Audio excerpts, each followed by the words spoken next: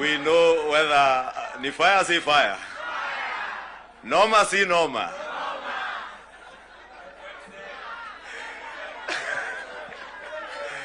We want to hear whether the Deputy President, whether when he says ni fire si fire, ni noma si noma, whether he can earn himself a second term as the Deputy President, as usual, depending on what he says. This House, honorable members, allow me to welcome the Deputy President of the Republic of Kenya, Professor Kithure Kindiki.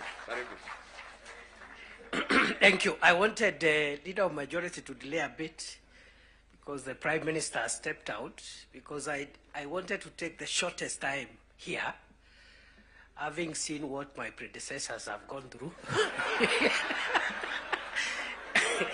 and you know, both my predecessors are just like me from academia. So I was very worried. I wanted really we delay until the Prime Minister comes back. But I'm grateful to what Dr. Zani and team are doing. You're helping the country deal with very, very difficult issues. I'm also very impressed by Professor Makao Mutua's work. It's quite a heavy topic that he's handling on behalf of the country. So my sister, Dr. Zani, and my academic senior, Professor Makao Mutua, I wish you Godspeed as you do this on behalf of all of us. Your Excellency, the President, and Your Excellency, Prime Minister, and my colleagues, let me just say two things as we wait for the Prime Minister to come back and address us. The first one is, for the last 33 years, our country has revolved around majorly two political formations. And the difference in the political strength of those two major political formations has not been very big difference. We've been like that since we went into multi-party politics. So that you have a strong party winning, but even the opposition is fairly strong. What that means, therefore, is that our country, like all democracies, requires bipartisan consensus building, especially to deal with serious and heavy national issues and national challenges. I like what my mono in school and the leader of the National Assembly minority side, Junet said, my distinguished mono. He said that bipartisan, oh, he's back. I was just praising you, Junet.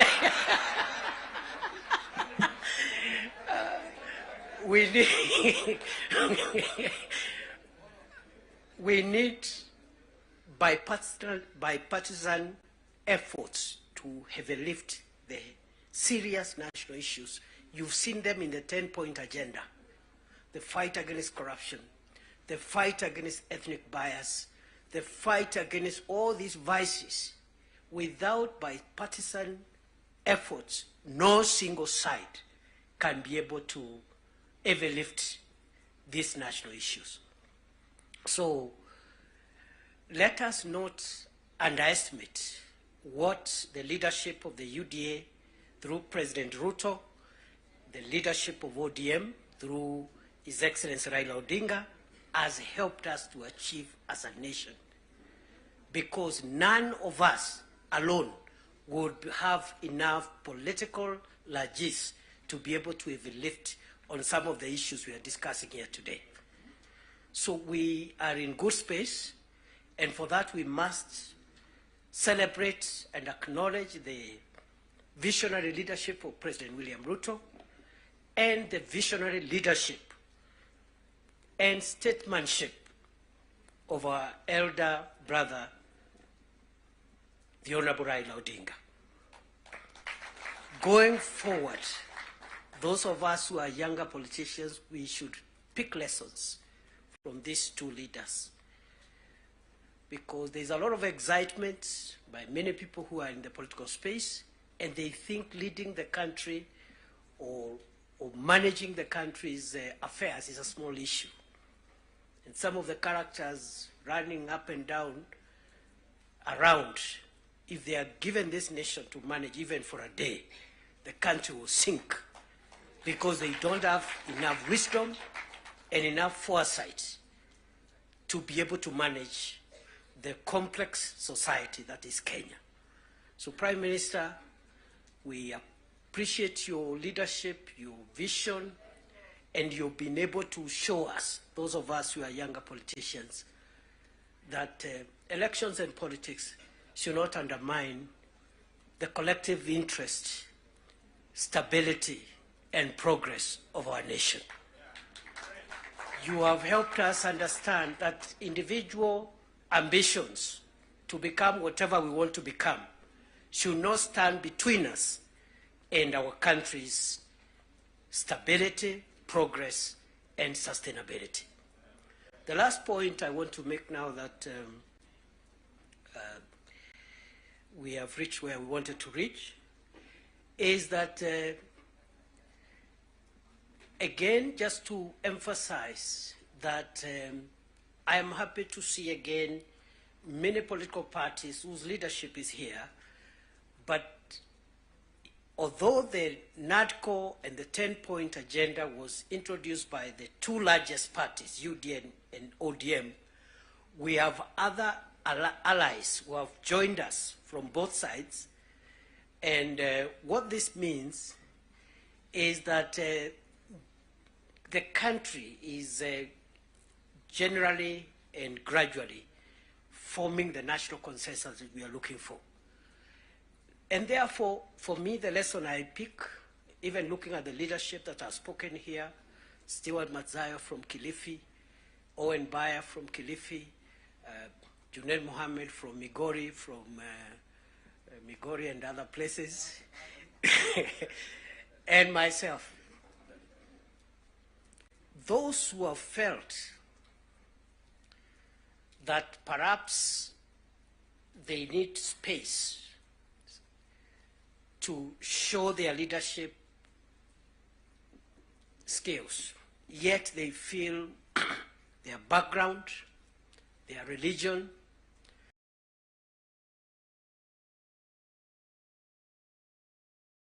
their ethnicity disadvantages them. Perhaps in a large national party, to realize your dream, your potential, and your skills to be tapped than other national party, to realize your dream, your potential, and your skills to be tapped than otherwise. And therefore, going forward, as we form coalitions and build our respective parties, let us look towards building national parties as opposed to sectarian parties, because that is where the future of our nation is best assured. So, on that basis, I want to end there, because I saw my colleagues got, I don't know who got no term. I want to end there and wish this meeting all the best.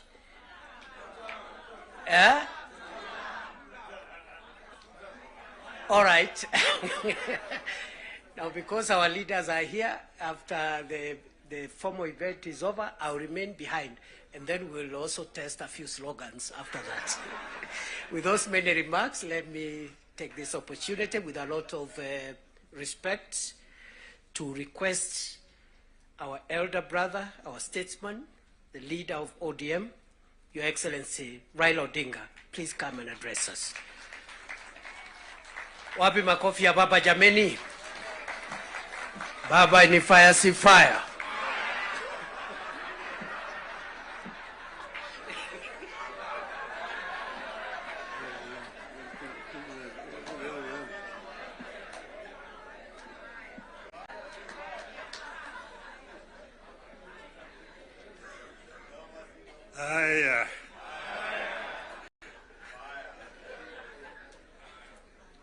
Mr. President, Deputy President, Honorable members of Parliament, hamjambo. Hamjambo tena. Hey, I think I see almost a full house. Senators and members of the National Assembly. Thank you very much. I'm very happy to be here this morning to see you. I want to say that I am charged, but I'm not scared.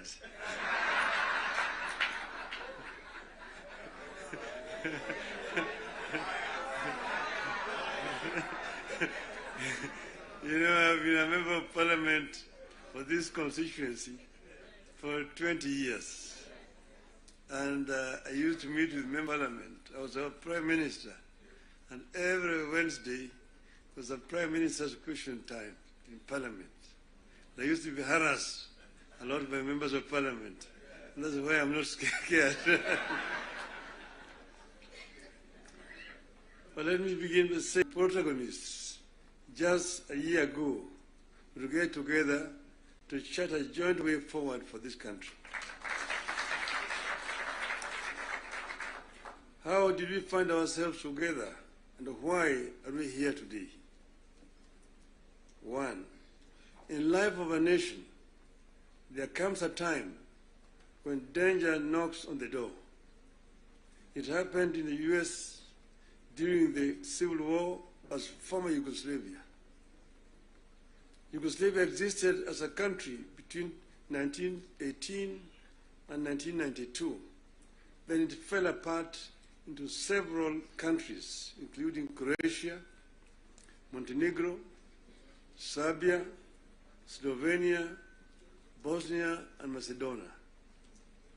The former president of Yugoslavia, Elis General Joseph Broz Tito, used to say jokingly that I am the glue that is holding this fragile nation called Yugoslavia together.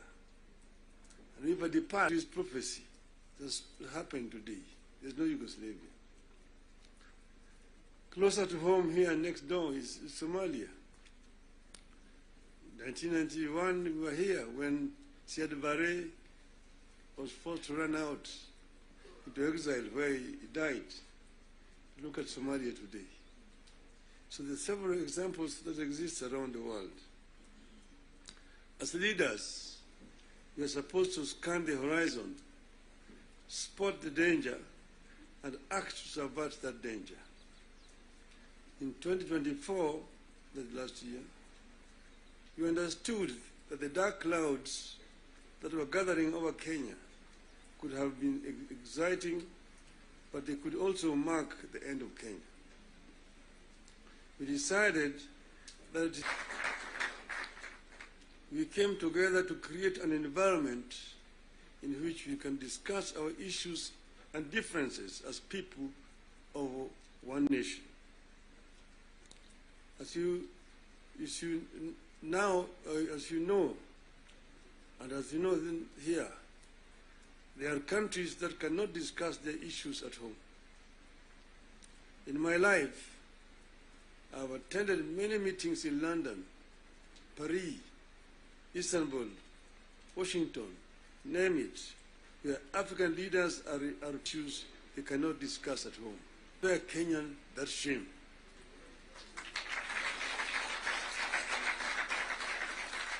Our object was and remains one, as one U.S. Senator called it, our country, our whole country, and nothing but our country. Having stabilized the nation, how have we performed in the intervening periods? How do we do better? How do we move forward in a way that respects the people of Kenya and that shows that we are alive to the circumstances that triggered our coming together and that we are acting on them? That is our object today. And that is why we are here today. We met and we decided that we needed to have, for the first time, a joint parliamentary group meeting. we could now discuss with our members of parliament.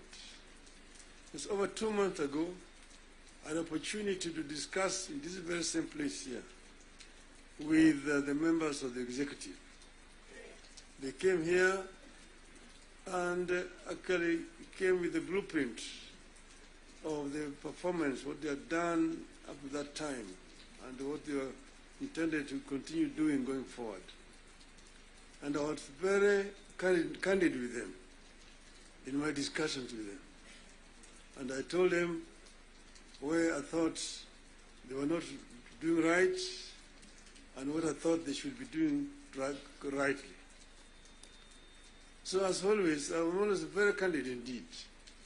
Today, I'm meeting the members of the legislature.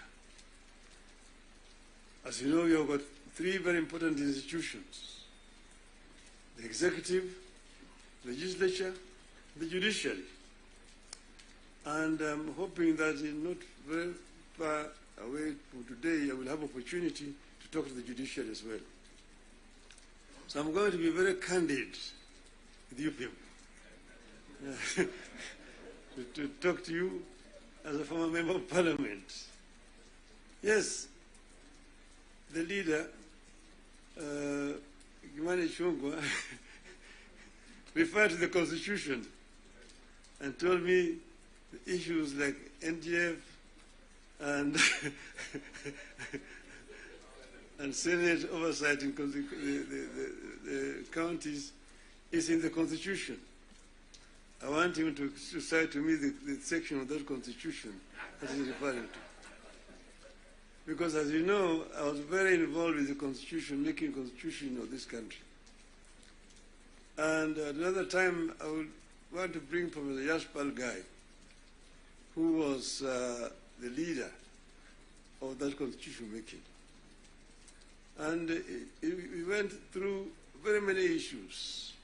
We had committees in the Bomas of Kenya dealing with various segments of that constitution.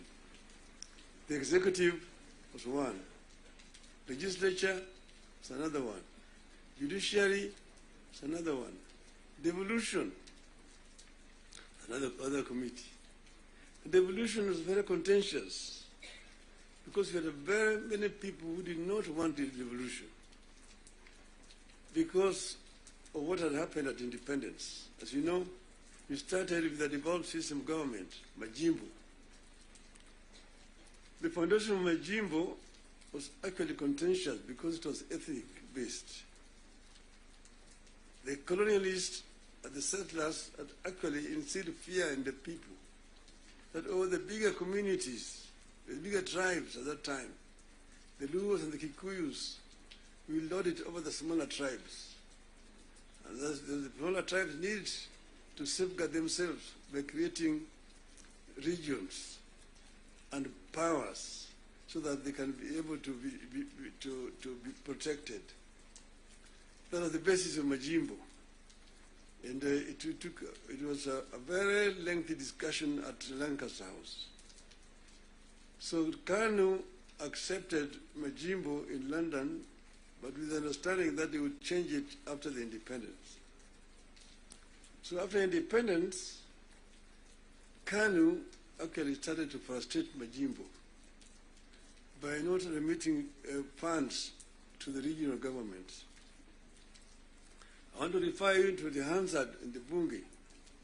There's a motion that was moved by the then leader of opposition at that time, the late Ronald Ngala, of censorship of the Prime Minister, the Jomo Kenyatta, because he had refused to release funds to the regional governments. You need to read that debate. Ngala moved it, it was seconded by Masini Muliro, who was the deputy leader of the opposition. And then KANU, of course, responded. First Jaramogi, Oginga Odinga, and then Tom Mboya responded to that motion. The motion was defeated, but that debate actually very historical. And I want to refer you to go and read what it said. Eventually, Kadi, of course, had to fold up and dissolve, and then eventually Majimbo was also dissolved through a constitutional amendment. And then what happened was what? They created a Ministry of Local Government, which was given a lot of powers, Ministry of Local Government. So the Minister of Local Government became an executive minister, just like a Minister for Finance under that constitution at that time. And now they were county councils down there, that they kept 265. But then they could not do anything without authority in writing for the Minister of Local Government. So we had all these documents when we were there at Bomas. But then we said we wanted to give more autonomy to the counties so that service delivery could be better improved. We came up with regions at Bomas of Kenya. But there are people who really opposed devolution. The chairman of devolution in Bomas was called Dr. ODM-Kenya. He addressed the audience at Bomas, and by the time he finished talking, everybody said that man should be the chairman of that committee, and became the chairman of the committee.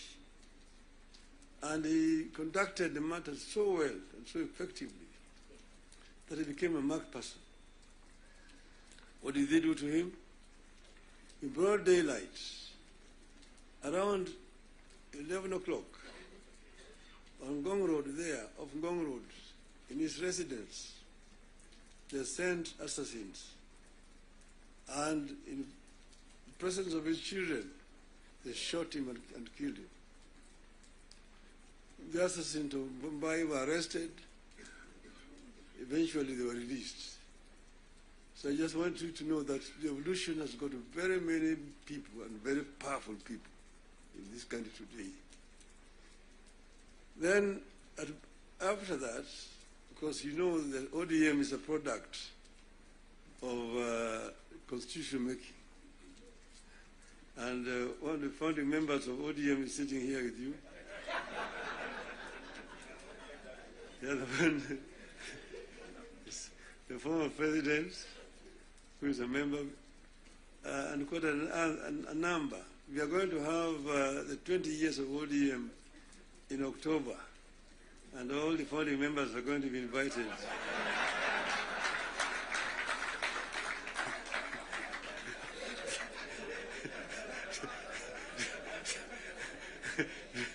to come and attend. Now, you see, we said that we want, we give clear, responsibilities.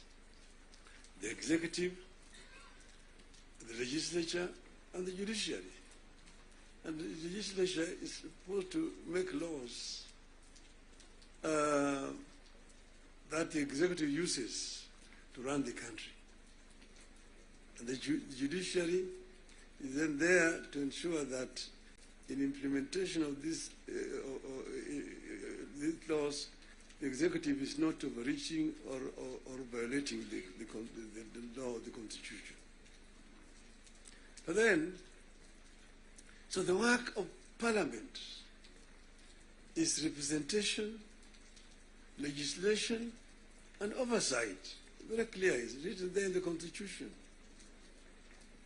Parliament is not supposed to be implementing. Parliament is supposed to be oversighting.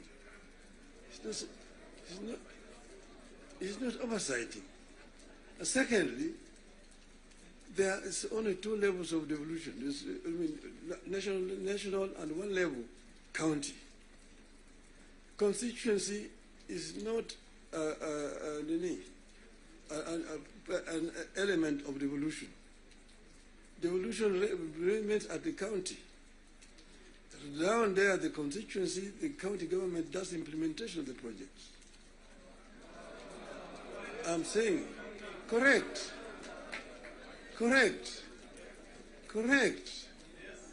Down at the constituency, it's the county government.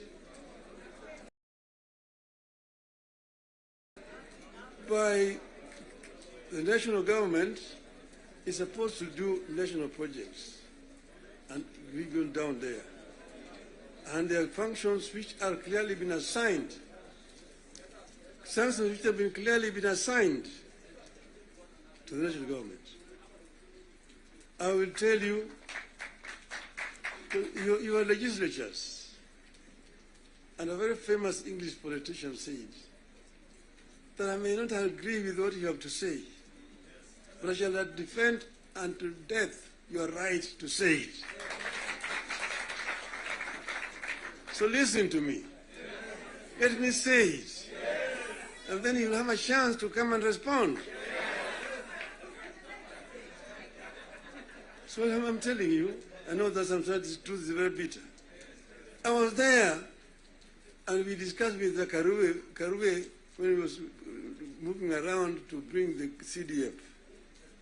The CDF was brought because of circumstances that were prevailing at that time. In those days, with a centralized system of government, there were very little resources which are going down to the counties. And that's the reason why the Harambee became the major ways of mobilizing resources. Sometimes you find nearly 100 cards in your desk for Harambees here and there. Whenever the president moved around, we'll go around to counties, to the districts. And then we'll be addressing people.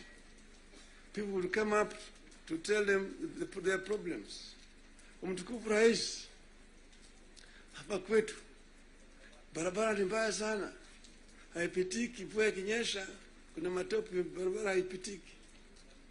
Mtukufu Rais, hapa kwetu shule yetu hapa, juzi mvua ilinyesha na upepo kaja katoa paa, watoto sasa wanasoma chini ya mti hapa. Mtukufu Rais, hapa kwetu hakuna maji. Mtukufu Rais, hatuna stima na kadhalika. When he stands to respond, to say, nyinyi mnasema barabara ni mbaya, mnasema hospitali hakuna dawa, mnasema upepo imechukua paa ya nyumba. Mjumbe wenu anafanya nini? Yeye anapiga tu kelele kule kwa bunge, anapiga tu kelele kwa bunge, hajali mambo ya maendeleo kwake. Kwa hiyo mimi nitatumia mtu kuja kufanya harambee, lakini leo mimi nitatoa pesa ya kujenga hiyo shule, ambayo kujenga hiyo nyumba, nitatoa pesa na kadhalika. That was the end of it. So the MP was the one who was being blamed for the failure of the national government to do certain things in their constituency. And that's the reason why we came up with the idea of CDF. That was that time. Exactly, that was that time. But then the constituency is now falls under the devolved government, which is being led by the governors. So constituency is not a devolved unit. And members of Parliament themselves should not be involved in development, because there's supposed to be oversighting. There's supposed to be oversighting. If you have yourself being involved in construction of roads, building of schools, hospitals, who is going to oversight you? Who is oversighting you?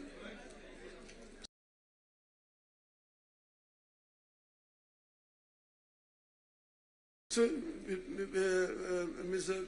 President, I hold very clearly that these MPs know that they should not have any business in trying to implement projects in their constituency. Implementation of projects should be left to the county government. Secondly, the oversight, the national parliament oversight the national government, whether it is the National Assembly or the Senate. oversighting of governance, the responsibility of MCAs, members of the County Assembly, not the senators. It's not the responsibility of the Senate to oversight. Senate wasting time of governors to come and answer questions about roads in the counties. And thirdly, the issue of extortion. The issues of extortion. The issues of extortion. Majority Leader, you talked of, you didn't talk of extortion, you talked of lobbying. Lobbying is okay. In the US, you've got lobby firms which have formed to lobby the members of the Congress. They come to lobby, they're known, they're officially registered as lobbyists. They come to lobby the members of parliament. But lobbying is a different thing from extortion. From extortion. That you have a member, every committee has got a member who is how do you call him? Welfare. Welfare Bungi is giving a very, very image of parliament, that members of parliament should not be soliciting funds from because you see, listen to me, you know, the environment that we are creating here in this country is very, very hostile to investments. Foreign investors who come to the country bring their resources in the country to invest it here. And when they bring their resources, when they find there's too much bureaucracy and there's too much extortion, they run away. Private capital is risk shy. Risk shy. And when, for example, somebody has come with his resources to start a project, and then you find somebody beginning to make noise that, oh, this project has not been approved. This project has not been approved. Or this project is being corruptly implemented. You run away. You run away. And delaying of the projects. And you find a situation where members of parliament inviting parastatals and so on, and even purporting to be cancelling projects that have been signed. That is the work of the executive, not the work of the legislature. So the legislature should not be competing with the executive in terms of implementation of projects. Allow the executive to implement and just correct them when they go wrong. That's the country will develop. Create a healthy environment for implementation of projects in the country. Then this country will develop. I know I'm being too honest with you people. And I know that the facts, the truth sometimes is so painful, but I think it is important to say this to honorable members of parliament. Thank you very much. May I now invite my brother to come and address you people.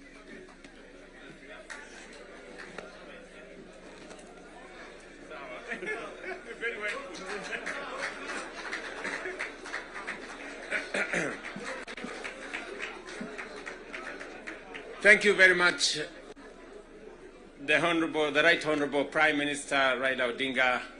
Ladies and gentlemen, let's take our seats. Thank you very much.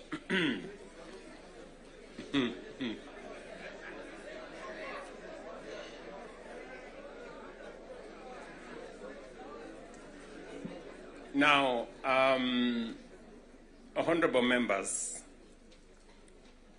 let me join the Right Honorable Raila Odinga and all the leaders who have spoken before me to welcome all of you to this very important first ever parliamentary group meeting that brings the two major coalitions together today here in Karen. Karibuni sana.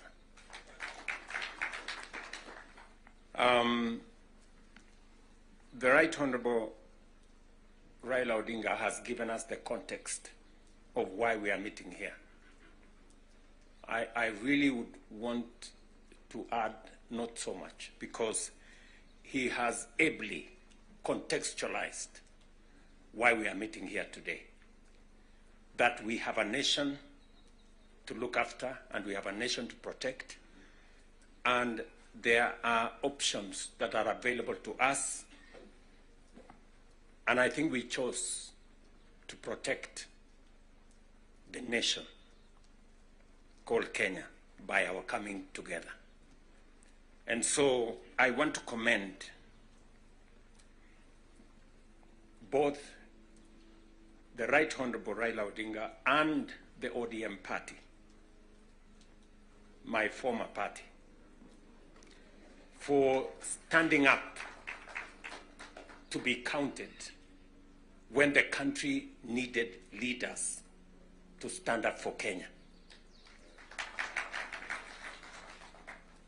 It may have been easy to do the opposite. It may have been popular to do the opposite. I know many people have vilified the Honorable Raila Odinga and the ODM party for the decision they took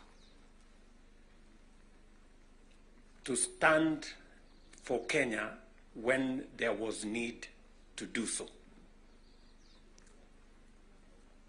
And let me say the following as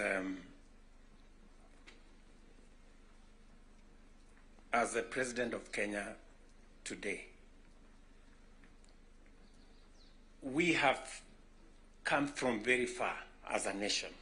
We stand here today as a robust democracy, a nation that is making strides in our national development. And I want to speak to you candidly. I don't have a written statement because I really wanted to speak to you from my heart. Because where I stand today, I've had a political journey as a person. And by God's grace, come very far. You know, out of the 5 people who have become presidents in Kenya, I am one of them. I don't take it for granted, but I don't take it lightly that God has given me an opportunity to be one of the 5 Kenyans who have had the opportunity to lead this country. And I must say this to us as leaders, that a nation, the progress, the destiny of a nation is decided by leaders. As to whether we are going to be a progressive nation or we are going to be a failed state is going to be determined by leaders, by us, the people who are sitting here. And therefore, the place of leadership is almost sacred. Nobody becomes a leader by chance or by default or by mistake. Today, you are a member of parliament or a senator or a governor or the position I hold and all the other positions that we hold because God and destiny has given us that chance. And we must think about it deeply. And so I want to ask you as leaders, the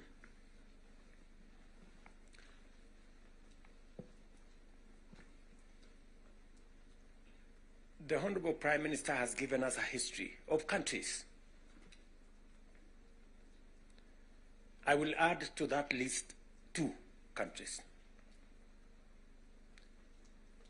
Singapore and Kenya were the same countries 60 years ago. Malaysia and Kenya were the same 60 years ago. But today, we play in different leagues. They have managed to progress to the first world. We are still where we are. The difference between what Singapore has become and what we are is leadership.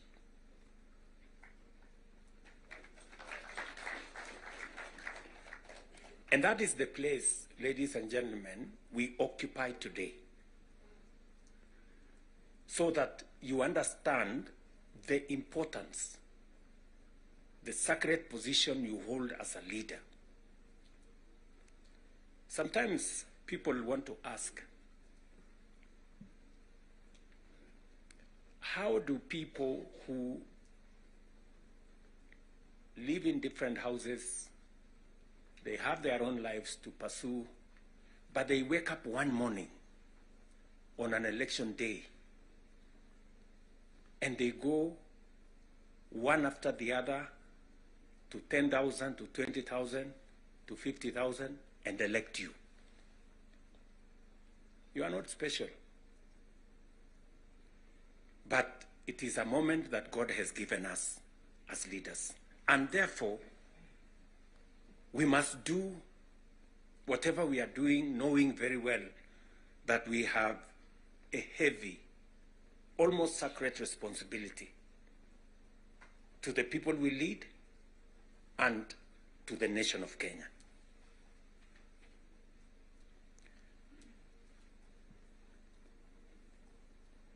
And it is not that we don't know what we should be doing. We all know what we should be doing. It is not that we have shortage of ideas.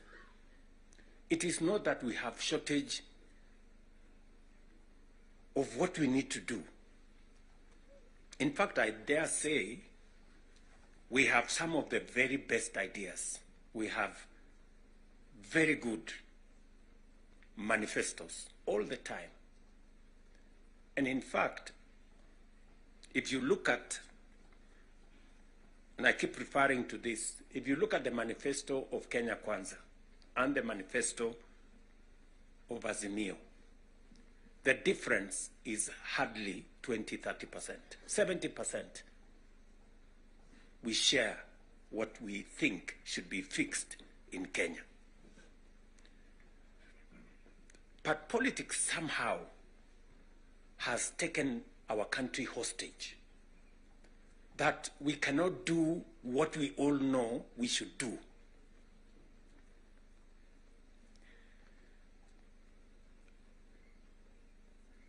I have said that the difficulties that I face today as a president in Kenya are self-imposed. You know, I imposed on myself all these difficulties. Implementing the new funding model, implementing SHA, implementing housing, doing all those things. If I hadn't done any of those, I would be a very popular person, and but the country would not have moved anywhere.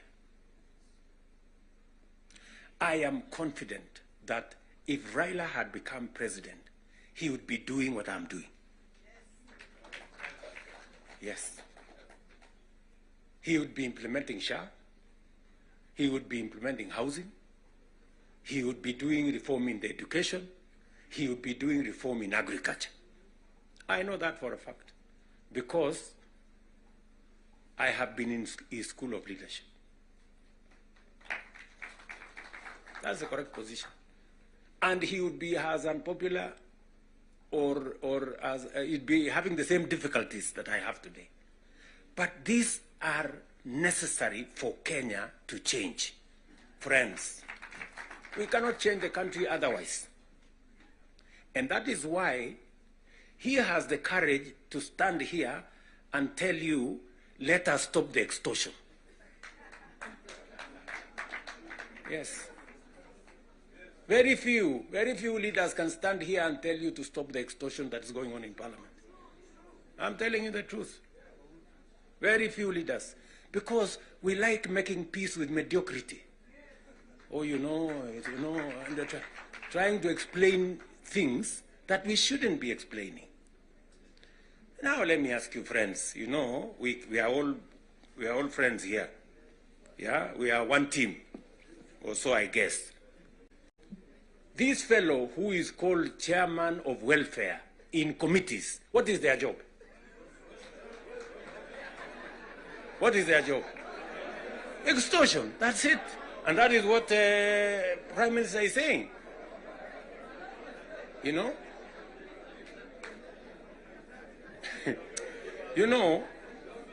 What is Sokohuru? What is Sokohuru? Tell me, what is, you know Sokohuru?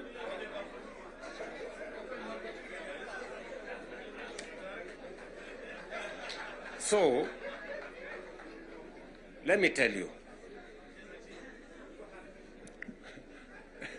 No, you see, and this is the same problem that we face. This is the same problem that we face because, look, for example, we passed the law that we all know, friends, we all know the problems we go through with fundraisings for people who have hospital bills. All of us. In your phones, you have WhatsApp groups. So-and-so has this, this condition, so-and-so has this condition, contribute here. True or not true? Yes. But we don't want to fix it because it's difficult. But I must commend you. I must commend the members of National Assembly and Senate because you took the courage and passed the bills that today is beginning to solve the problem of health in Kenya. It may not happen instantly, but all of you can now see that there is a possibility that we can sort out the challenge of health and health delivery in Kenya. But because we had to be bold, we had to be bold and make the necessary decisions. Today, we are dealing with the crooked hospitals and health professionals who still want to steal from SHA and to steal from our health provision. And we will go after them and we will deal with them. So, what am I saying? I am saying the following. If we have to change Kenya, my friends, we have a historic opportunity today with this broad-based government, we have a historic opportunity to unleash the full potential of Kenya. We all believe, I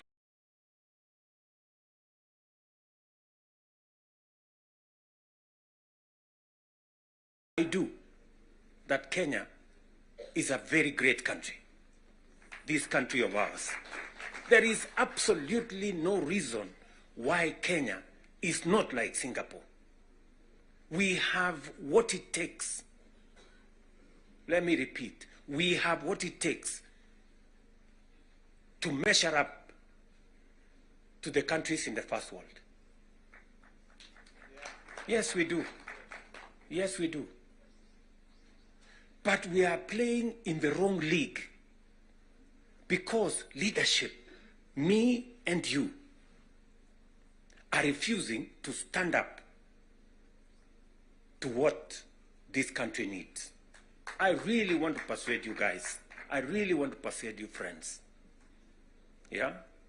This is not about William Ruto. I am here today, I will not be there tomorrow. This is not about Raila Odinga. Right? It's about the country called Kenya, where today we have the privilege to be the leaders, to be the decision makers, to decide which way Kenya. It is us who are seated here. It is us.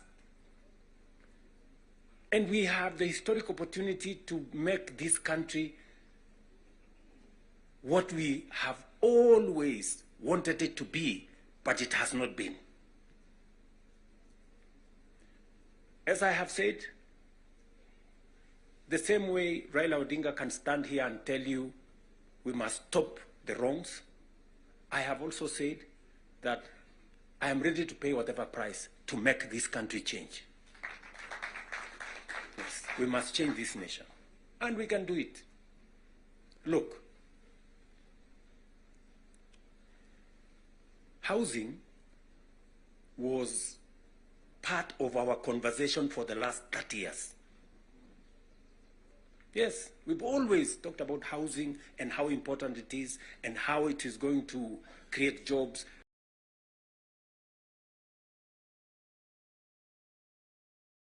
How it is going to stop land fragmentation, how it's going to allow us to produce, to save land that is meant for food, how we are going to have decent housing, how we are going to reduce on slums, how we are going to have decent livelihoods. We've always said that. The Right Honorable Raila Odinga tried with the first slum upgrading projects. We started there. The housing levy, go and read the Azimio Manifesto. Read the Kenya Kwanza Manifesto. It is there. It is there in both manifestos. We now are seated here and we have the opportunity to implement what was in the Azimio Manifesto and what was in the Kenya Kwanza Manifesto. Friends, why don't we just do it? Why don't we just do it? We will do it? Yes. Let us just build out and look. You can see for yourselves how transformational it is. Today, using the housing levy, we are not only doing housing, we are doing markets, we are doing hostels.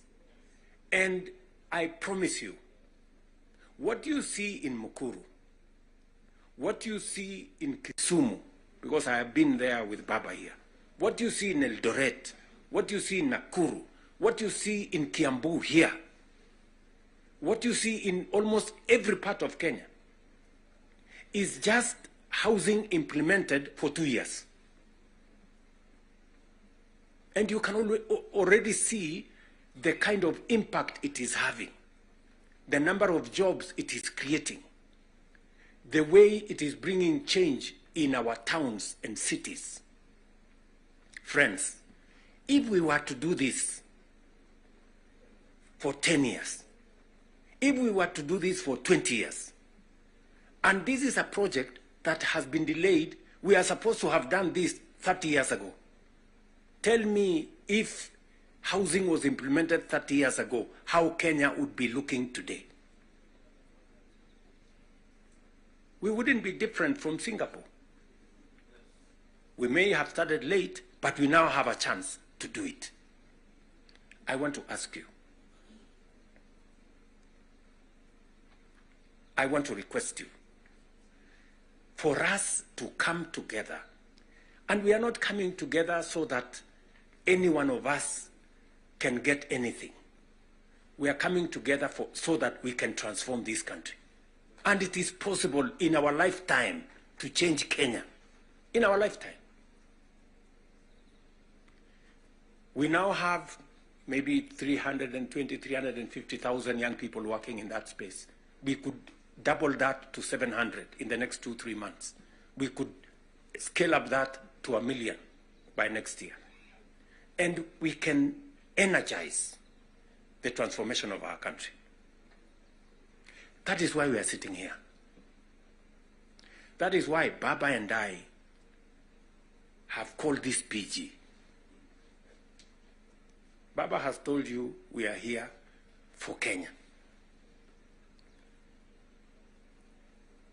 I am buttressing what he is saying by telling you what we can achieve together. What we can do in our agricultural transformation. If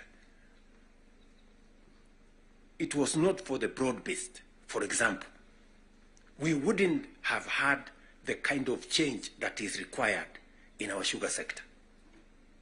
And I want to tell you, watch this space.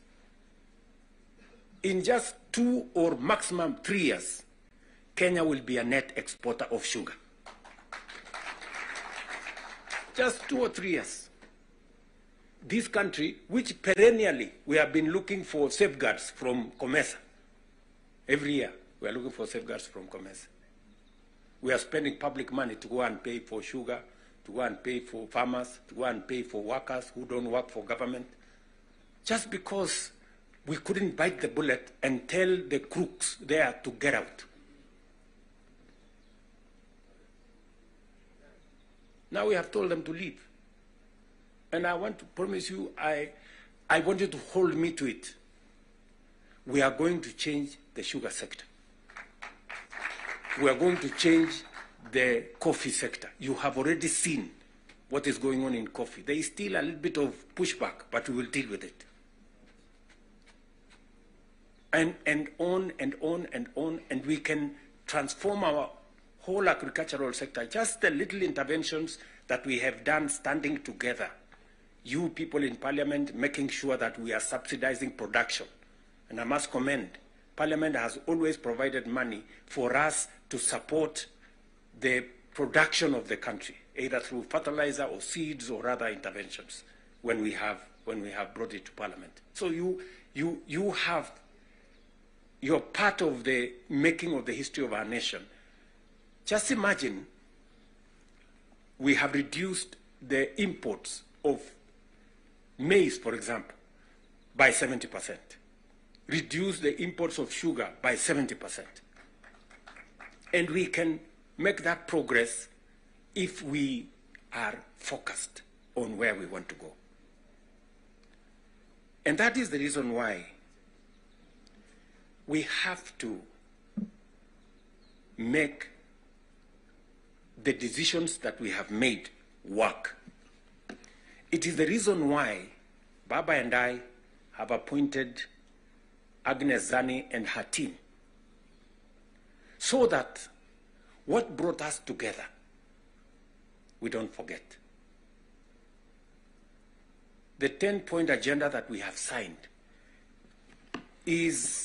buttresses what is actually in our manifestos. The NADCO report, we all know what it is supposed to achieve. And if we stand together, we can achieve all the legislation that is recommended by the NADCO report. Parliament has what it takes, to do this. For Kenya, we can do it. And I want to persuade this PG to work with us and for all of us to be committed to this exercise. Protecting devolution. There is need for us as a nation to distinguish between governance and devolution. The governor is not devolution. The governor is a person.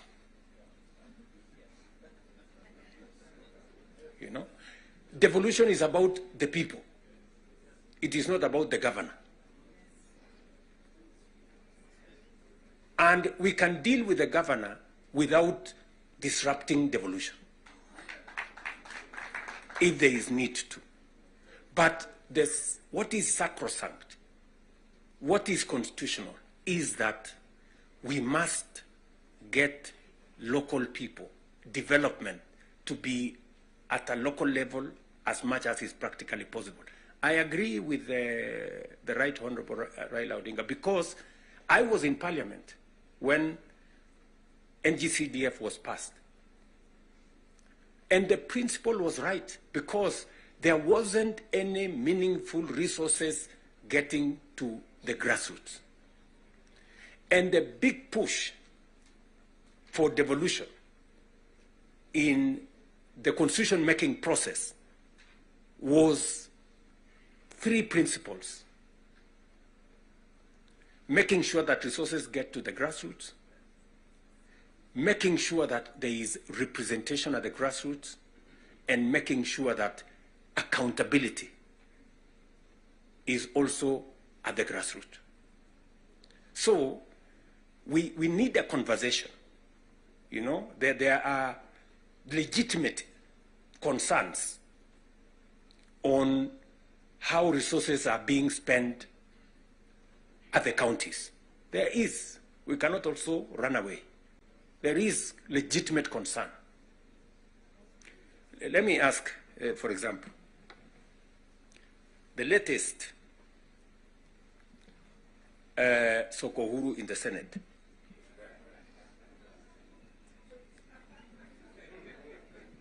Because you have to accept, you know, by virtue of the position I hold today, I am a consumer of raw intelligence. I know what's going on. Where does somebody find 150 million? Where? Huh?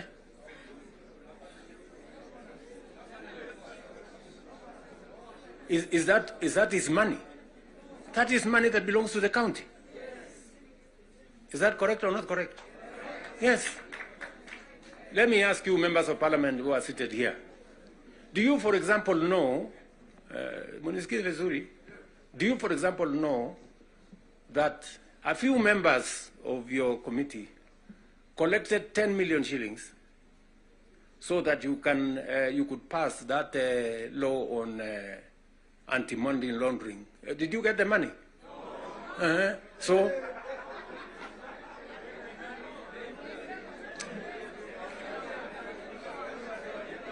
So, going forward, si tunataka tukubaliane, si we are one team. Yes, there are people who are destroying the credibility of Parliament. And they are collecting money in the name of Parliament. And some of the time, or most of the time, that money never gets to Parliament, it gets to a few people. We are not going to shame them. We are going to arrest them. Yes.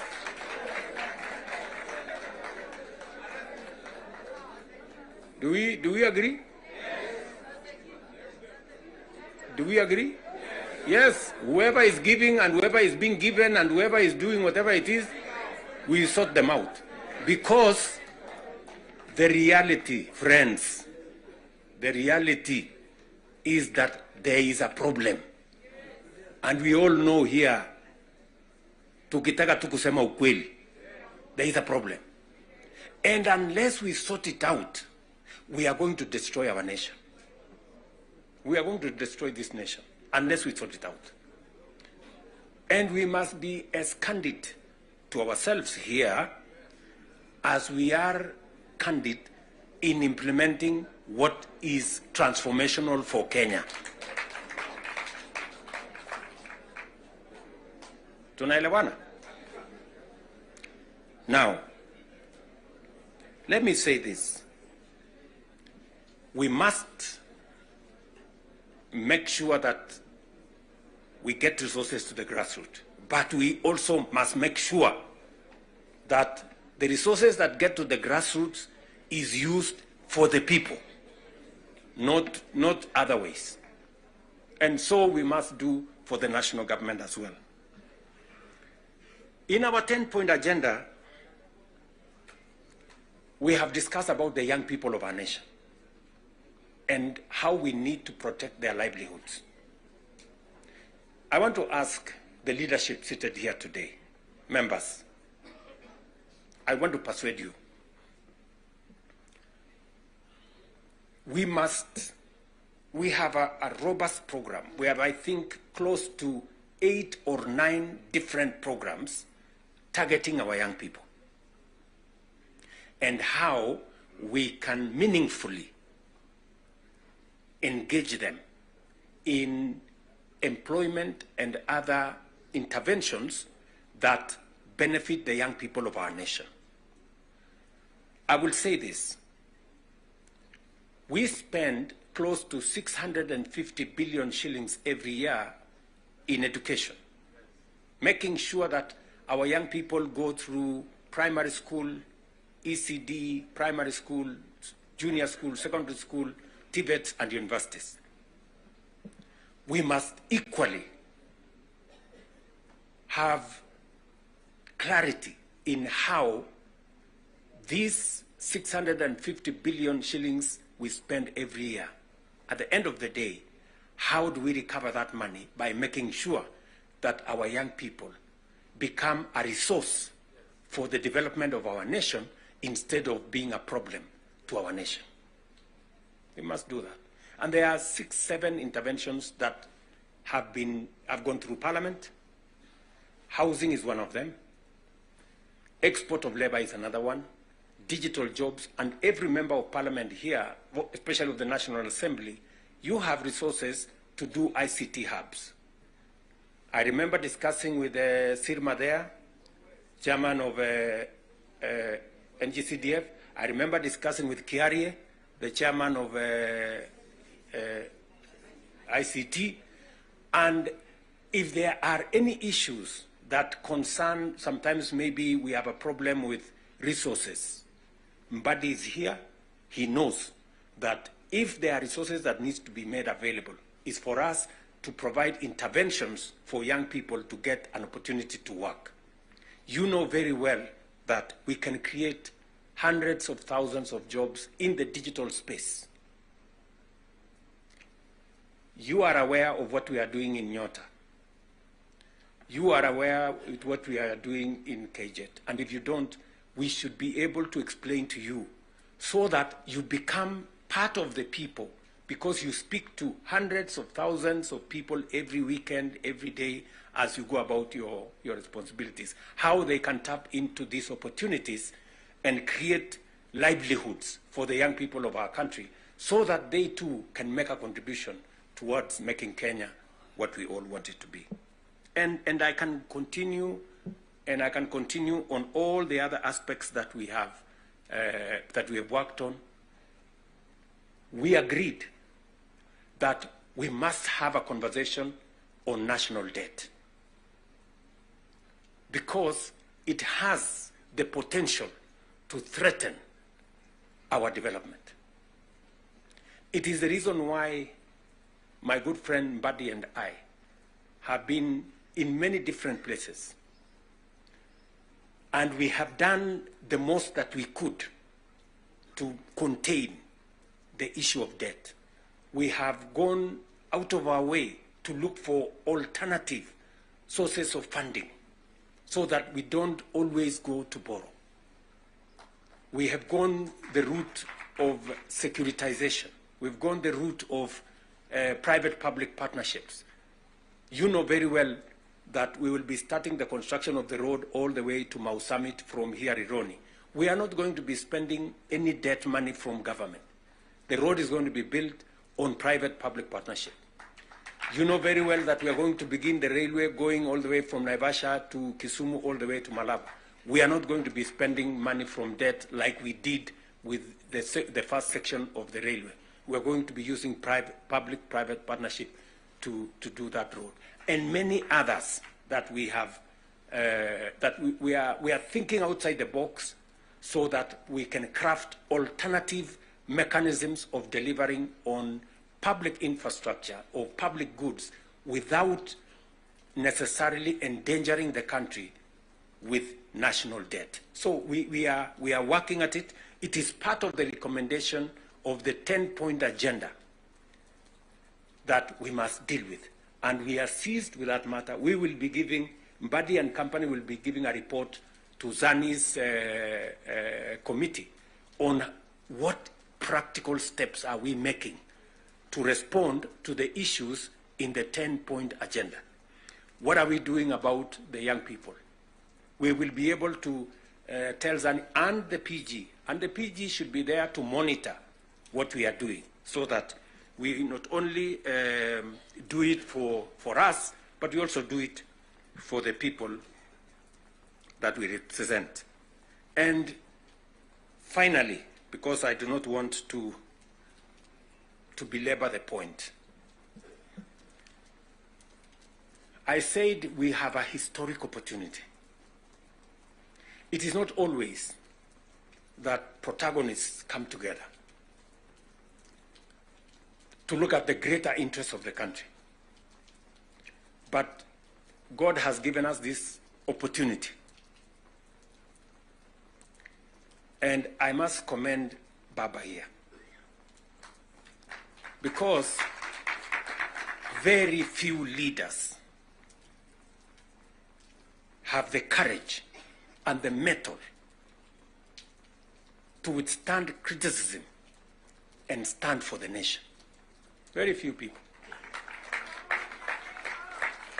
Very few people. Many people look for what is convenient, what is popular, even if it is wrong, and they want to pander to it. But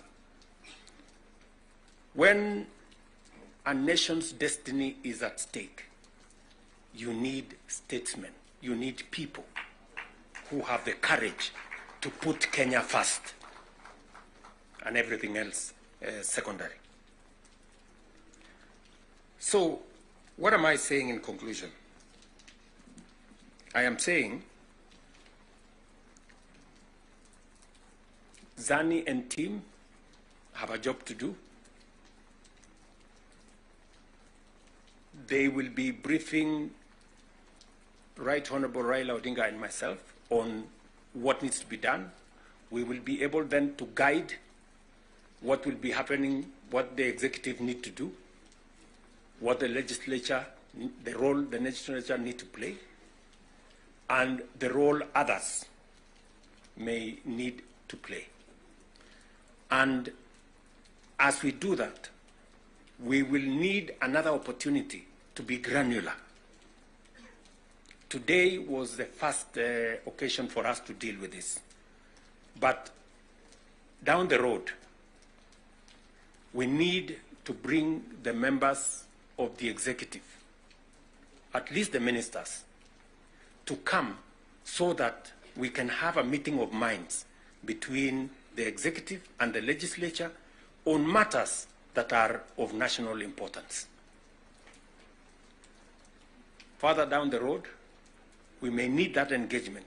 Maybe not in a sitting like this.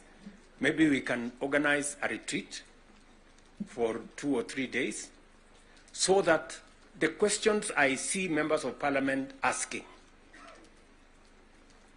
on some of the programs, we can fully understand the import of the programs we are running, what they are meant to achieve, the transformation that is supposed to happen, and how we position ourselves to make sure that we provide the push necessary for that transformation to happen. Again, focusing on the greater picture, the bigger picture of our nation. So, ladies and gentlemen, I want to say thank you very much for coming for this session. I know we will listen to you by way of feedback on some of the things that you want us to respond to. We are here because we are one team and we want to succeed together. And we want to make sure that none of us is left behind. Are we together? So, mimi nimesema asante sana. If there are any questions directed to me, I will be willing and ready to answer. If there are some directed to any one of us here, we will be able to answer.